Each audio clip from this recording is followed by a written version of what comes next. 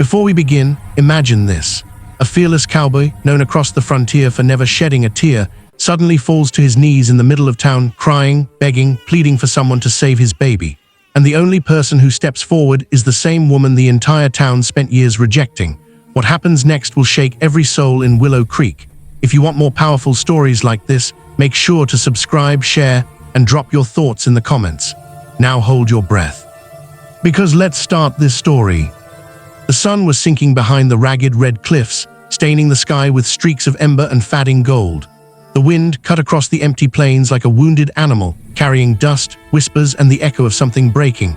Then came the frantic thundering of hooves. A lone cowboy raced toward the settlement, his hat barely clinging to his head, his coat whipping violently behind him. His name was Colton Briggs, a man carved out of grit and silence, but today his silence had shattered. In his trembling arms lay his infant daughter, burning with fever, barely clinging to life. Colton didn't slow down as he entered the town square. He fell off his horse before it even stopped, dropping to his knees in the dust. His voice cracked with desperation as he cried for help, the sound slicing through the evening air like a knife across dry bark. "Someone help me, please, my baby, she can't breathe." His words trembled uncontrollably, but his arms tightened around the fragile bundle as if afraid she might vanish if his grip loosened. The townspeople stared, frozen, wide-eyed, unsure, unwilling. Women clutched their children closer. Men exchanged stiff glances. A few stepped forward instinctively, but stopped just as quickly, swallowed by uncertainty. Every heartbeat felt like a countdown, each breath the child took thinner than the last. Colton's face twisted with fear, the kind that stripped a man down to his weakest bones. He begged again, voice raw, pleading, trembling, but the crowd remained stiff, hesitant, helpless, because they knew who could save her. And they also knew why no one dared to speak her name aloud. For at the far edge of town lived Yana, the Apache woman they had spent years avoiding. A healer, a woman of herbs, chants, and quiet secrets the town feared more than they understood. Children were pulled away when she passed, doors quietly shut. Whispers followed her shadow. She had healed wounded animals, cured fevers, saved travelers, but the people here never thanked her, never trusted her. To them she was a danger, a warning, a name spoken only behind closed doors. And now she was the only one who might save a dying baby. Colton collapsed deeper into the dust, tears leaving streaks on his dirt-covered face. His daughter's lips were turning pale. Her breaths came short and sharp, like tiny knives scraping her throat. He rocked her gently, whispering for her to stay with him, begging her not to leave. Something broke inside him, something fierce, something desperate. This child was everything he had left, everything that still mattered. But no matter how he pleaded, no matter how loud he screamed, no one stepped forward. The fear wrapped around the crowd like a cold chain. Just when the last bit of hope seemed ready to slip from Colton's shaking hands, soft footsteps approached. The murmurs hushed. The air tightened. Every face in the square turned slowly toward the shadows at the edge of the dusty street. Yana stood there, wrapped in a simple woven shawl, her long dark hair flowing with the evening wind. Her expression was calm, steady, unreadable. No anger, no fear, no resentment, despite years of being pushed aside. She stepped forward quietly, her presence alone enough to make people step back. Colton looked up, eyes glassy with tears and exhaustion, and she knelt beside him without hesitation. "Let me see her," she said softly, her voice carrying an unexpected warmth. He placed the baby into her arms with nothing but blind trust. Yana touched the infant's forehead gently, her eyes filled with concern then certainty. This fever is not ordinary. It's the kind that steals breath from the young quickly, but she can be saved. Colton's voice cracked again as he whispered, "Please. Please save her." Yana nodded once. "I will try, but you must trust me completely." The townspeople erupted in uneasy whispers. "She's dangerous. Don't let her take the child. What if she curses the baby?" Suspicion oozed through their voices like poison, but Colton spun around with fury burning in his eyes. "Enough. None of you stepped forward. She's the only one willing to help. If you won't do anything, then stay out of her way." His voice thundered across the square, silencing the crowd instantly. The wind carried his words, scattering them like broken glass across the ground. Yana simply turned and began walking, the child held close. Colton followed without hesitation. Yana's hut was small, worn, surrounded by hanging herbs and carefully stacked firewood. Inside, the air was warm, thick with the scent of sage and crushed leaves.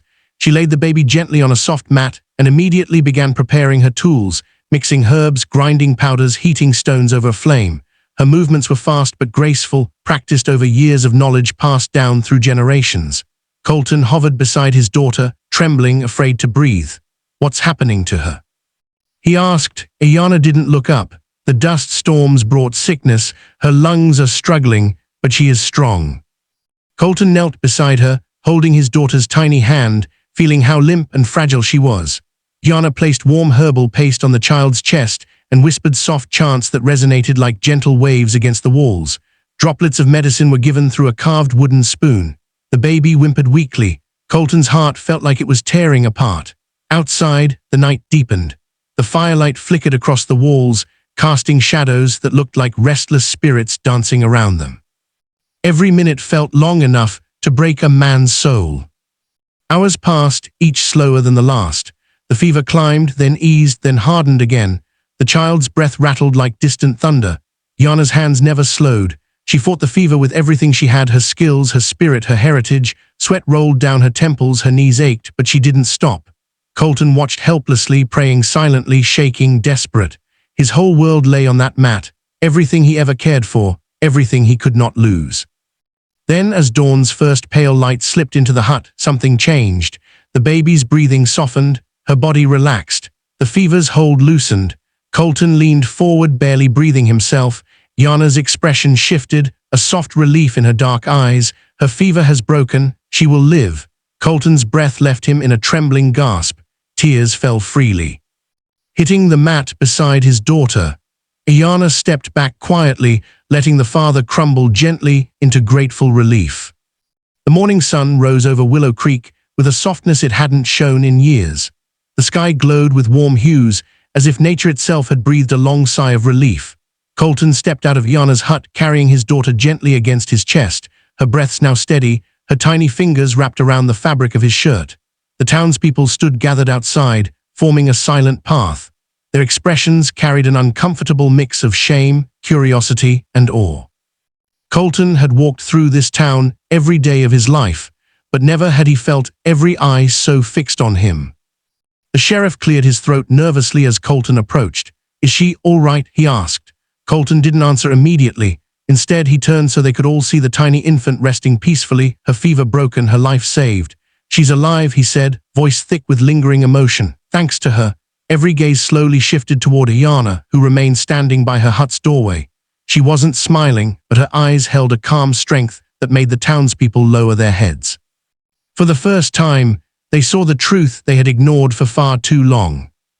A soft murmur grew through the crowd, not of fear this time, but of remorse. People whispered apologies they didn't dare say aloud. Mothers clutched their children, realizing how cruel their distance had been. Men stared at their boots, remembering moments they had spoken harshly or turned their backs. Yana stepped forward, but not with pride or accusation. She simply approached to check the child one last time, her hands gentle, her movements respectful. Colton watched her, with gratitude carved deep into his expression, deeper than any words could capture. One of the ranchers finally stepped forward and removed his hat, voice trembling. "We were wrong, all of us. We judged you without ever knowing you." Yana met his eyes, then looked around at the town that had shut her out for years. Her voice was soft, almost fragile. "Fear blinds people. It can make them forget their own humanity. But kindness brings it back." Her words settled over the crowd like a slow sunrise, melting the coldness that had lived in their hearts. For the first time, someone smiled at her without hesitation. Colton turned to Ayana with a sincerity that shook even the hardest men watching. "I owe you more than I can ever repay. You saved my little girl. You saved my world." Ayana shook her head gently. "I did what anyone should do. A life is a life, no matter whose it is." But Colton stepped closer, his voice low and steady. "Not everyone would have done what you did. Not with how this town treated you. You gave us mercy when we gave you nothing." She held his gaze, and for a brief moment, the world felt completely still. The days that followed marked a quiet transformation in Willow Creek. At first, it began with curious glances, hesitant steps, soft greetings toward Ayana. Then came small gestures. A mother brought her freshly baked bread to her hut. A farmer offered fresh vegetables from his field. Children who once hid behind their parents' legs now approached her with innocent questions, fascinated by her gentle nature. Yana accepted each gesture humbly, though the years of isolation had etched a sadness into her that was slow to fade. Colton kept his promise. He visited often, ensuring her roof was repaired, fixing the fence around her hut, bringing supplies she lacked. But his visits weren't acts of repayment. They were born of respect, gratitude, and something deeper that slowly grew between them. Sometimes he would sit outside with her as his daughter slept in his arms, the fire crackling softly beside them. They spoke of herbs, storms, the land, loss, and healing. Their worlds had always been divided by suspicion and fear. Now they found peace in each other's presence. One evening, weeks after the baby's recovery, a sudden storm swept through the region. Thunder cracked through the sky like the voice of an ancient spirit. The townspeople rushed to Iyana's hut for shelter when lightning struck nearby, sparking a small fire. Without hesitation, Colton and the sheriff worked together to extinguish the flames while Iyana guided the frightened children inside. When the storm finally calmed, the people looked to her, not with fear this time, but with trust. In that moment, the lines that once divided them washed away like dust in the rain. By the time summer arrived, Iyana had become the healer of Willow Creek. People sought her wisdom not just for illness, but for emotional wounds they didn't know how to heal. She listened without judgment, cared without hesitation. Her presence softened the town, changed it, lifted it. And Colton's daughter grew stronger by the day, her laugh filling the air like a melody carried on warm winds. She would crawl toward Ayana's shawl, tugging at it with bright eyes, as if she sensed the woman who had saved her life before she could even understand the world. Years later, when the girl learned to speak and asked about the faint mark on her chest, Colton sat her on his knee and told her the truth. That's where Ayana saved your heartbeat. The child turned to Ayana with innocent wonder, touching the mark gently. Is it magic? Ayana smiled tenderly. Not magic, love, the kind strong enough to heal. And from that day forward, Ayana became more than a healer. She became family, stitched into the heart of Willow Creek like thread woven through a once-torn cloth. The story of the night the cowboy cried for help spread beyond Willow Creek, carried by travelers, traders, and drifting winds. It became a tale of redemption, courage, unity, and second chances. People in distant towns spoke of the Shunned Apache woman who saved a dying baby and the cowboy who defended her when no one else would. The legend grew, but the truth remained simple. Kindness had healed a child, a father, and an entire town. And every time the story was told, it began the same way, when the cowboy cried, and the one everyone feared was the one who stepped forward.